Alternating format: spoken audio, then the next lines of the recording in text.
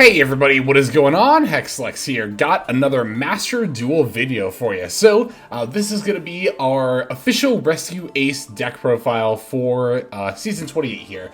Our last video, which I think is actually 2 days ago, if I'm thinking about my planning right here, was me building the initial kind of like day 0 draft of the deck, and our list ended up being pretty much exactly the same as that draft, but there was one very minor change that I ended up making. Rather than play 2 Wanted, Seeker of Sinful Spoils and 3 Bonfire, I inversed those ratios. So we're on 2 Bonfire and 3 Wanted. The reason was, and as I was thinking about this a bit more, I kind of expanded upon this in the initial video, like that deck building video, but the ability to Bonfire for Poplar, or rather I should say, the inability to Bonfire for Poplar once you've searched your 1 copy of Poplar, kind of makes running 3 Bonfire, 1 Poplar feel a little bit awkward to me. But Wanted does not have that same weakness, right? Because Wanted can add from both the deck or graveyard to hand, whereas Bonfire can only add from deck to hand. So, like, you know, like I said, with 3 Bonfire, 1 Poplar, I didn't want to end up in a world where I opened, like, double Bonfire or, like, Poplar and Bonfire.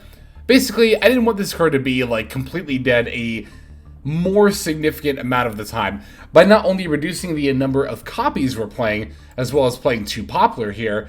We are basically ensuring that Bonfire will never be, like, totally dead, right?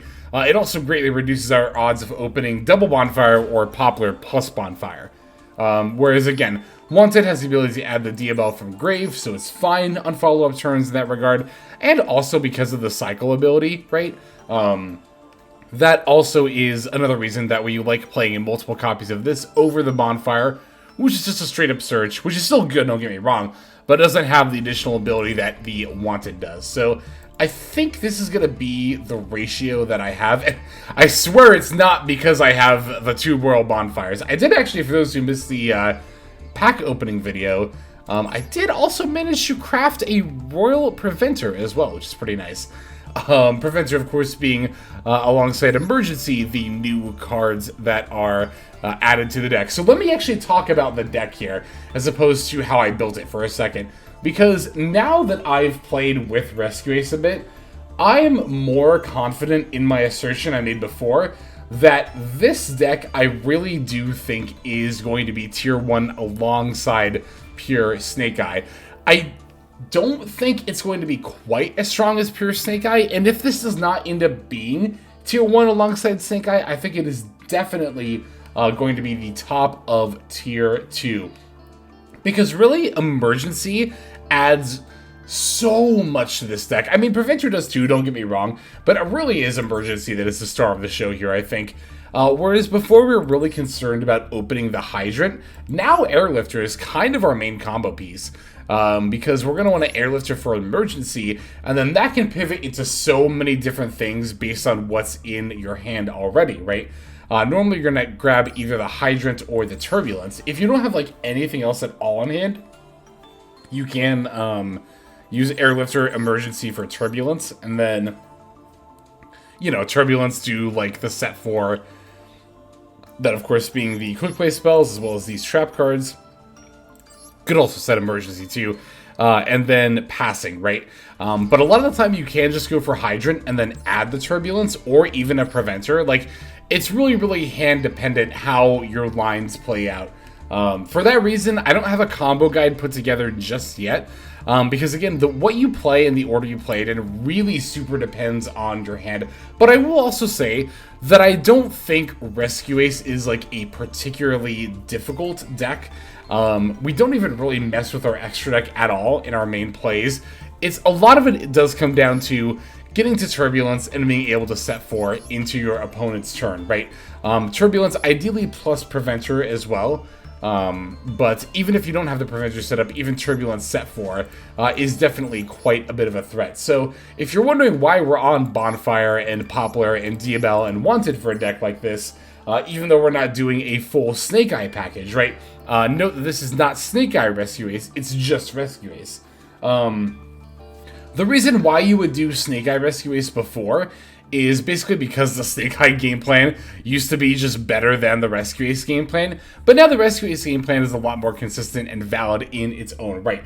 Basically, the idea here is that if we open Bonfire or Diabell, we can Bonfire for Poplar, Special Poplar off its own effect. We can even link it off for Linkuriboh before sacking it off for the original Sin, and then summon the Hydrant and then go into our Rescue Ace plays, right? The other idea here with Diabell is to, or Wanted rather, is to Wanted for Diabell to basically accomplish the same thing. Set up the Sinful, go for Hydrant, and then establish our plays from there. Note that neither line actually uses your normal summon.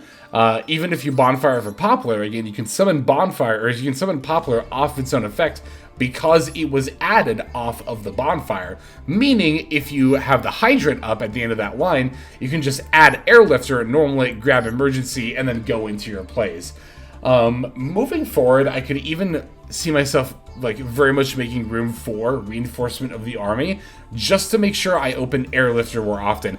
This is also another reason why a lot of those OCG builds were on 2 Hydrant rather than 3, because really Hydrant isn't even our main starter anymore. Now it's just Airlifter, as I touched upon earlier.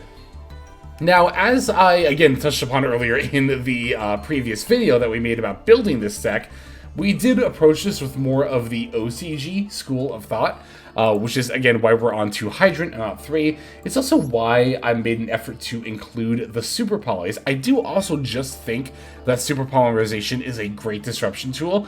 Now, you might be wondering, well, why play Super Poly in this deck but not other decks? Because it's not like Rescue Ace has their own unique fusion monster we're going into. All my Super Poly targets here are just totally generic things. We could even include another generic card if we wanted to, like Star Venom. But the reason that I decided not to include, or the reason we include Super Poly in this deck and not a lot of others, is simply because of extra deck space. One thing you'll notice real quick if you look at the extra deck here is that there's no extra deck Rescue Ace monster, right? This is a deck that does not need to interact with the extra deck in order to do its plays. Therefore, we not only have access to as many generic cards as we want to in the forms of links, but we very much have room for the 3 Super Poly targets. One link monster I am probably going to just make room for is Selene. I have had games where that's come up. The only reason I kind of hesitate to say that is that I don't really know what I would take out, and we only have the 1 spellcaster, right? Although if we make room for Selene in the extra, we might make an effort to, say, play Valor over Imperms. Like, that would be a reason to do that, I think. I mean, Valor over Imperm is not bad in general, but, like, if it's between the two, then I generally side with Imperm. But yeah, like I said, I think Valor, if we play Selene, then Valor's would probably be included over the Imperms for that reason. But otherwise, as you can see, the extra deck is totally generic. We're just playing, honestly, a lot of Snake Eye stuff, because that extra deck is also very generic. That deck also not having any extra deck monsters. But yeah, like I said, it's funny because the overall game plan of Rescue Ace has not changed like too much. At the end of the day, on turn 1, you really do just want to get to Turbulence and then set 4 and then pass, right? But the ceiling of what the deck can do and the level of disruption it can offer with the Preventer in addition to the Turbulence set 4 is just wild. It's so good. Let's go ahead and break the list down card by card, and then we'll watch some games. So we're on 2 Rescue Ace Hydrant, 2 Snake Eyes Poplar, 3 Maxi, 3 Ash Blossom and Joyous Spring, 2 Rescue Ace Impulse, 3 Rescue Ace Airlifter, 1 Rescue Ace Fire Engine, 1 Diabell Star the Black Witch. We have 2 Rescue Ace Preventer here. We have 2 Rescue Ace Turbulence as well, 1 Nibiru the Primal Being, 2 Bonfire, 1 Original Sinful Spoils Snake Eye, 1 Rescue Ace HQ, 2 Super Polymerization, 2 Called by the Grave, 1 Rescue, 1 Alert, 3 Emergency, 3 Wanted, Seeker of Sinful Spoils. We have 2 Infinite Permanents, 1 Contain, 1 Extinguish. That's going to be it for our main deck, which is 42 cards. I think it is important we play over 40, so that way we're not drawing our Turbulence targets, right? Now, for the extra deck, we are on 1 Muddragon of the Swamp, 1 Gerberah Wings of Restorant Life, 1 Earth Golem at Ignister, 1 Linkuriboh, 1 Relinquished Anima, 1 Nightmare Phoenix, 1 Hita, the Fire Charmer Ablaze, 1 IP Masquerena, 1 IP, or sorry, 1 Dark the Dark Charmer Gloomy, 1 Nightmare Unicorn, 1 Promethean Princess Bestower of Flames, 1 Amphibious Stormship Ambler, 1 Appaloosa Bow of the Goddess, 1 Access Code Talker, and then finally 1 Underworld Goddess of the Closed World. There is our list. Let's see some gameplay now. Alright, so our first opponent is going to be on Kashtira Snake Eye.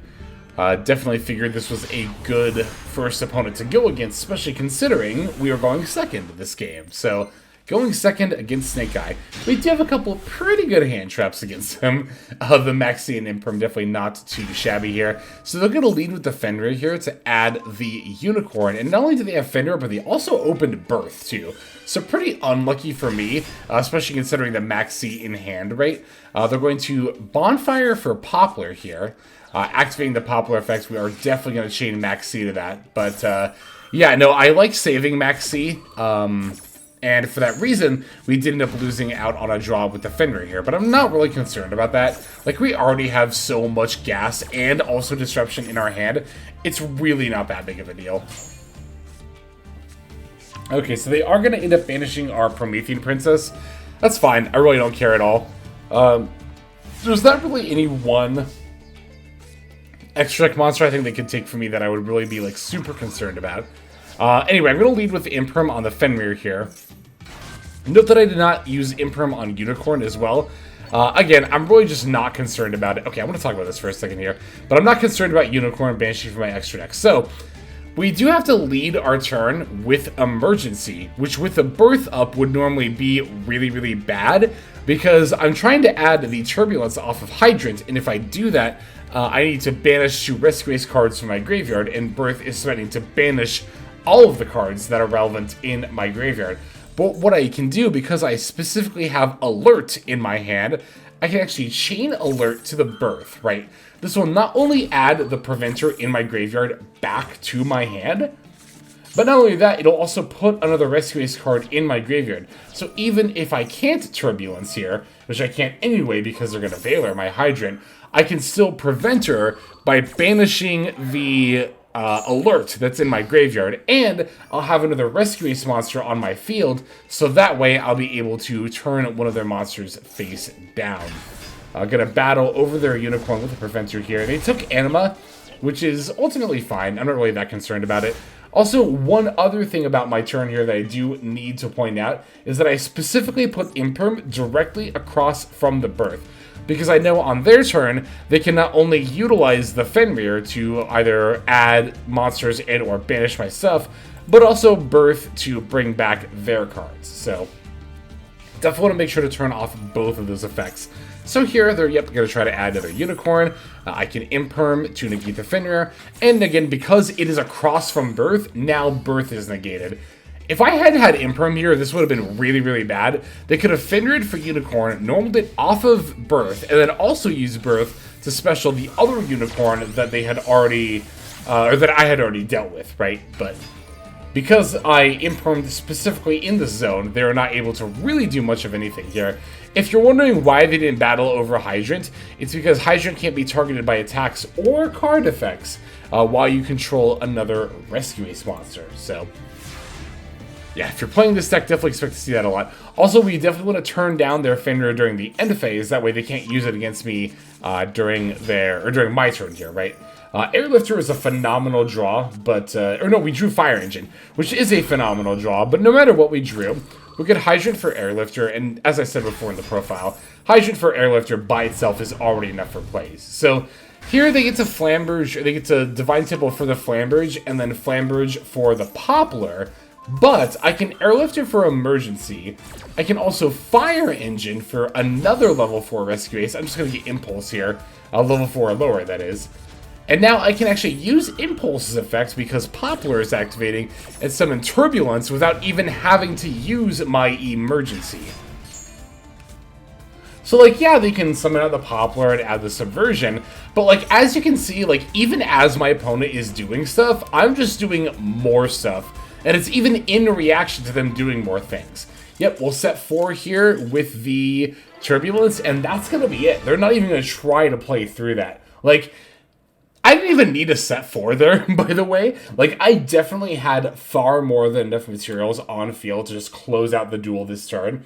Pretty much no questions asked, but the fact that you can also just have 4 face downs for any potential follow-up plays that may end up occurring, right? Like, even if they had stopped me from winning the duel that turn, I still would have had a lot more comeback on their turn, of course, as a result of setting up all of those cards face down in the spell trap zone with the turbulence there.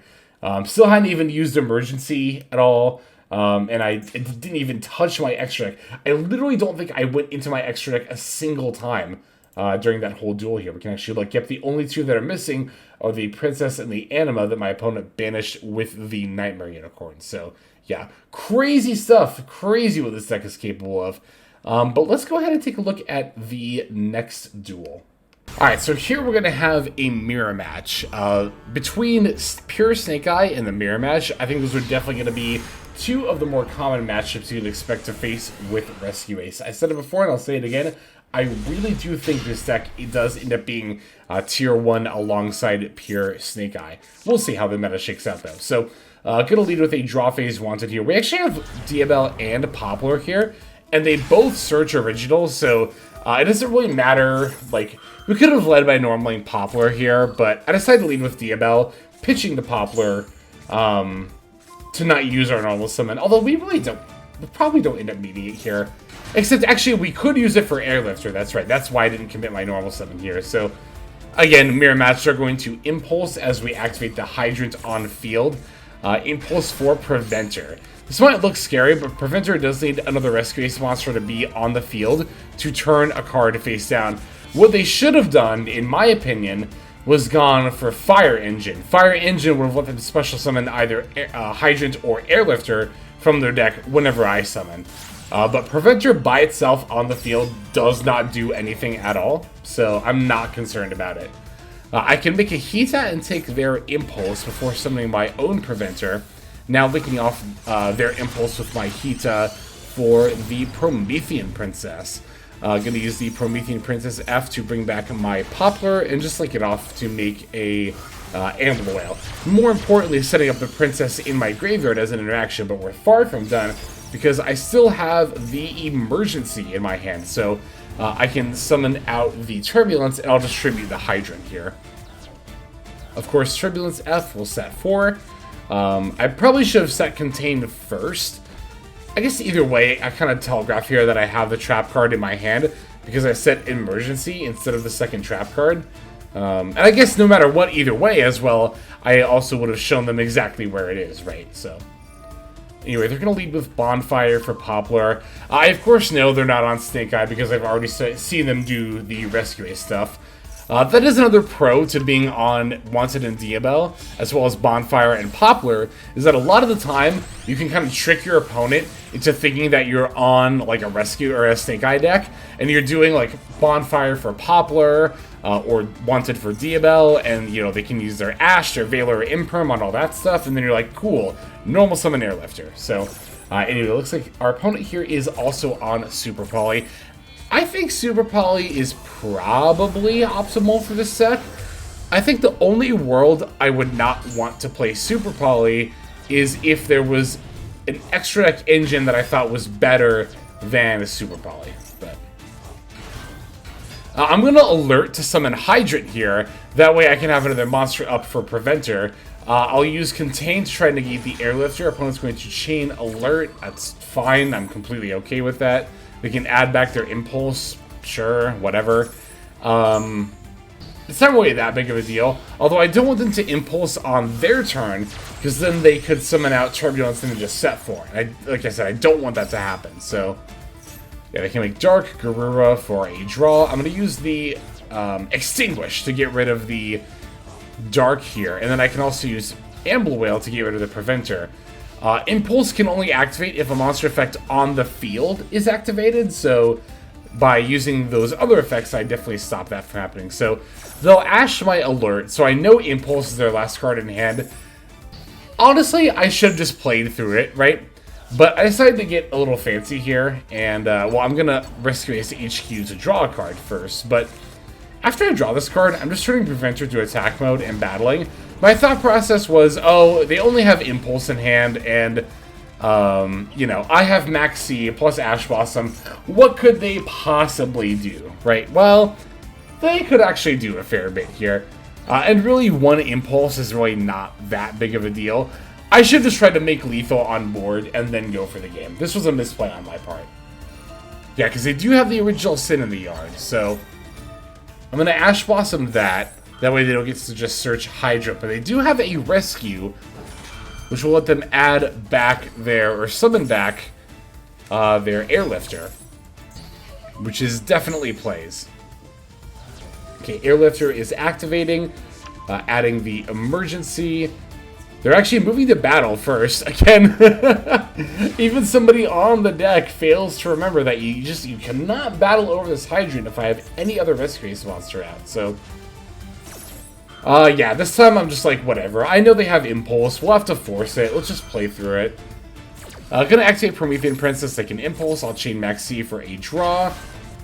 They do get their own Preventer here, but we draw like the best possible card we could have here.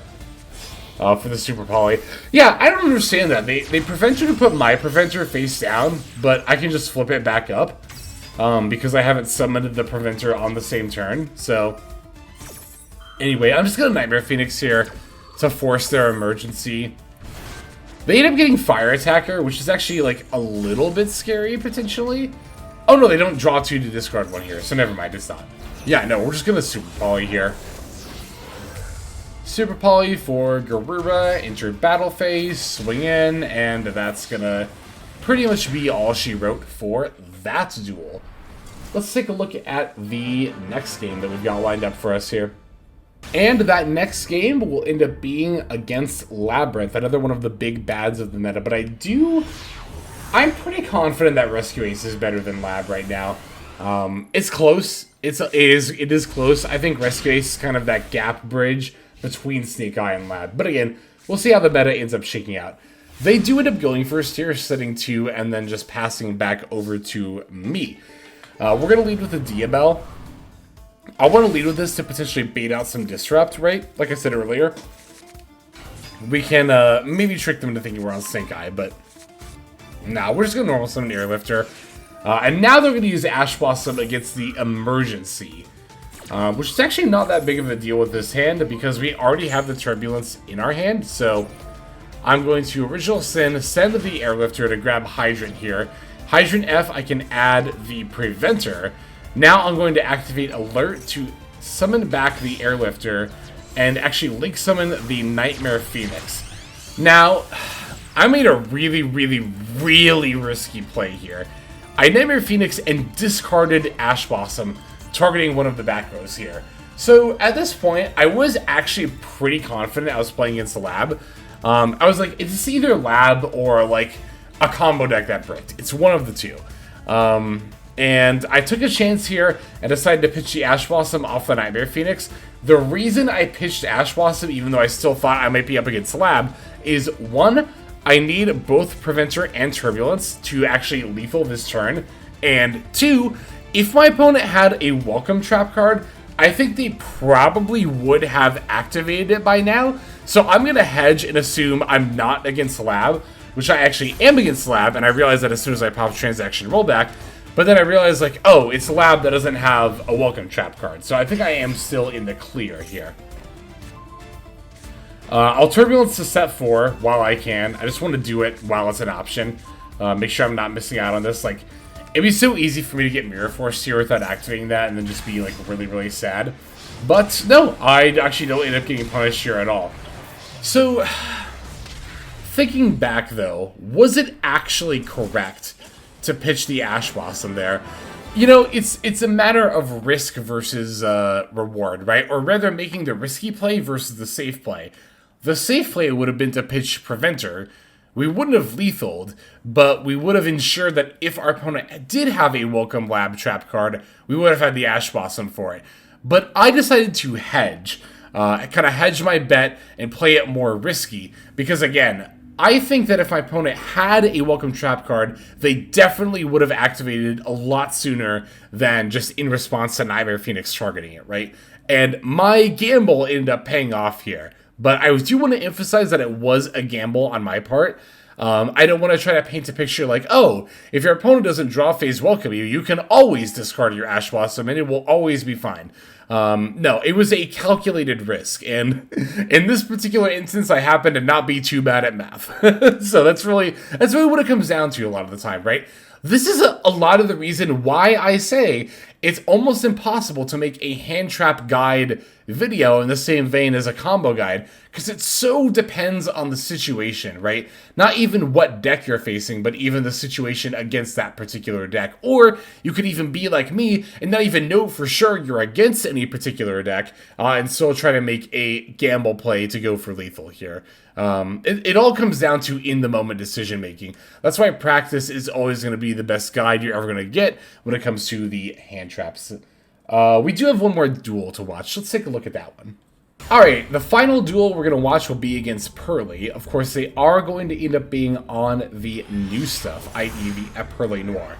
Well, I say new stuff. It's one card. It's exactly one card. But, yeah, we'll take the second turn here. Again, opening both Sea and Ash Blossom is not too bad. Opponent will lead with My Friend. I'm going to use the Ash Blossom against that. I do think that is, generally speaking, the best choke point against Purrely, right? Here it forces them to have opened one of the relevant spells. They do open a very relevant spell in the form of Sleepy Memory. I'll Maxi in response. They're going to chain with the Happy Memory, and they're actually going to use this one in order to set up their plays, so that way they don't give me an extra draw under the Maxi here.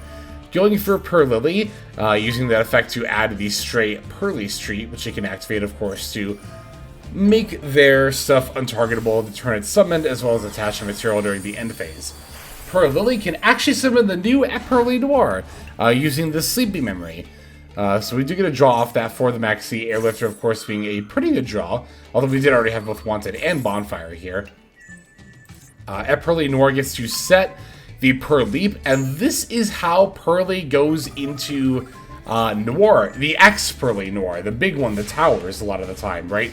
And as you can see, this line actually plays very well under Maxi as well. So definitely a pretty nice boost for the Purrely deck.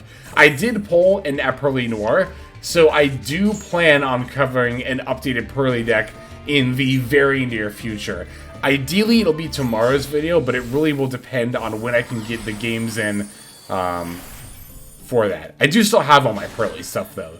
Definitely held on to it, so yeah, they get to draw 4 here because, as you may or may not remember, the Sleepy Memory, right? They get to draw a card for each copy of it per Xyz monster that it's attached to, right? So, Purrely Noir has 2 Sleepy Memories. It can draw 2. They make X-Purrely Noir during the standby phase, and then, again, they get to draw 2 more because they have 2 Sleepy Memories under the X-Purrely in addition to the Purrely. The rank 7 in addition to the rank 2. Yeah, so here I'm going to have to play through the Noir. It's a little bit dicey given what I have in hand, right? I'm going to go for the Diabell here. God, this is one of those games where I really do wish I had the Subversion. The normal spell card that puts the Sinful Spoils normal spell card, right? I'm actually seriously considering adding it to this deck, because it's searchable off of both Diabell and Poplar, and not only having another card to search off of them, but also just being able to answer stuff with that extra search is going to be very important. Now here I thought my opponent's plays were a little weird, but now they show they have Nibiru as one of those 4 cards they drew, which makes a lot more sense why they played the way they did, particularly prioritizing the back row spin with the Noir rather than one of my monsters. So yeah, that nib was just ultimately going to end up being too much for me here, in addition to everything else they had. Like I said, it was that draw 4 during the standby phase. It was just so brutal. Made it much, much more difficult for me. Yeah, so here they're going to make the Purrely Happiness, and at first I was a little bit confused, because I'm like, well, this is an OTK, so why bother with the Purrely Happiness here? But it turns out my opponent's actually 2 steps ahead of me. The reason to go into Purrely Happiness and do this setup, even though they can't battle over my nib token, is that this will actually set up a, I think a 6 or 7 Material Noir, one of the two, which is, of course, extremely good. So, yep, Happy Memory, and then activating the Purrely Happiness hit again, attaching, and then they get to Pretty and Purrely Happiness yet again. 5, looks like it'll be 6 Mat Noir. Okay, yep, here's main phase 2, overlaying for that Noir. I think this was well worth the damage they took. They also could have Zeus here, but like, why would you Zeus here, right? Like, their board state is already so much better than mine that you definitely just Noir here for sure. Oh, okay. They even get to Anima the token. They don't gain attack points for it, but they do get to Anima the token. And then link it away with the nib in order to go for, looks like, the Dark. I have a Diabell they can bring back. I think I scoop at this point, right? Or sometime soon. Maybe I waited until my turn, but yeah. No, this is not a game we can recover from. Oh, that's right, because I remember this. Yeah. I even, as an ultimate kick in the gut, I top deck the Wanted, which I could have actually grabbed the Diabell out of my yard if they hadn't stolen it. But even if they hadn't done that, then they still could have just spun it with the Noir as soon as I played it, and I would have been out of stuff to do. So that is going to be a pretty easy concede from me. New Purrely, a lot more scary than it might seem, a lot more consistent, especially since the Delicious went down to only 1 copy there. But that'll be it for this game, as well as this video as well. Thank you, as always, as ever, for watching this duel. Let's check out the outro now. Hey everybody, thank you so much for watching all the way to the end of the video. That means a lot to me. It's also a great way to support the channel, so thank you very much in that way as well. If you're interested in supporting the channel in other ways, like the very special patrons that I am thanking here, you can do so by checking out some of the links in the description. One of those goes to the Patreon, where you can join these fine folk and support the channel that way. I do post daily content over on Patreon, so you do get something for supporting there. And if you're interested, I also have a coaching tier option as well. Details again will be on Patreon in the link below. Also in the description linked below is my Twitch page where I stream a few times a week. You can go ahead and check that out, follow or subscribe over there if you ever want to catch me live. You'll also find my second YouTube channel if you feel like subscribing over there to watch some of the Twitch VODs as well as some additional non-Yu-Gi-Oh related content that I make over there. Again, any of those links you want to check out is all a great way of supporting. But again, even if you don't do that, just watching was also a fantastic way to support. And once again, I have to thank you so very much. But in any case, this is Hexlex. I'm going to be signing out, and I'm hoping you have a fantastic day.